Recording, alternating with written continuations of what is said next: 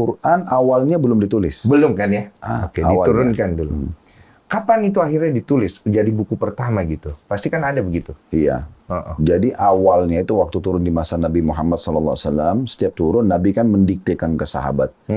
Nah mereka ada yang tulis di tulang-tulang, ada yang di kulit, segala macam. Nah sampai tiba di masanya Utsman bin Affan. Utsman bin Affan. Bin Affan. Ya, jadi kan ada 4 orang sahabat yang tadi saya bawain buku itu. Iya. Kan ada Abu Bakar, nah itu pengganti Nabi yang pertama. Kan Nabi Muhammad SAW ini meninggal, begini awal kisahnya. Awal Nabi hijrah dari Mekah ke Madinah itu dikenal dengan awal tahun Hijriah. Kita kan sekarang di 1440 sekian Hijriah kan. Nah, dari mana awal historinya tahun Hijriah 1400 tahun lebih itu? Dari mulai Nabi hijrah dari Mekah ke Madinah itu dikenal dengan tahun 1 Hijriah. Nah, Nabi tinggal di Madinah sampai awal tahun 11 Nabi meninggal. Nah, yang gantikan pertama Abu Bakar. Abu Bakar. Ini dikatakan khalifah pertama, pengganti pertama, tahun 11 sampai tahun 13.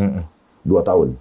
Setelah beliau meninggal digantikan oleh Umar bin Khattab, khalifah yang kedua, 13 sampai 23. Sahabat beliau ini kan yang hidup pada saat betul. Ini bersamaan orang-orang yang paling dekat dengan beliau dan yang paling banyak memahami ilmu agama gitu kan. Betul.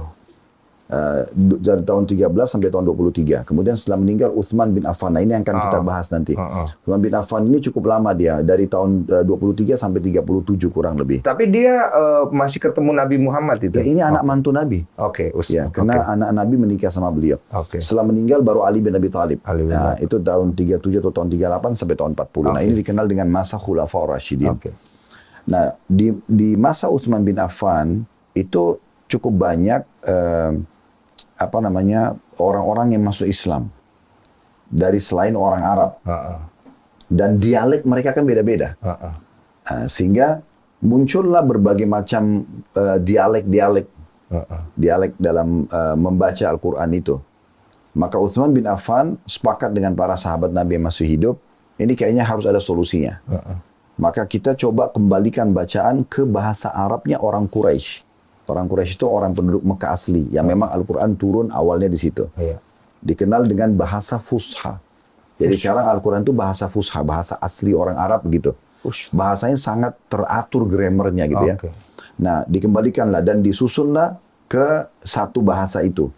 Disusunlah semua dalam bentuk tulisan waktu itu masih dalam kulit. Tapi sudah dalam bentuk mushaf namanya, sudah dalam bentuk buku. Tapi bahannya kulit. Ya, dengan kembali ke satu dialek, satu model bacaan. Nah, seperti itulah. Dari itu awalnya di awal, ya.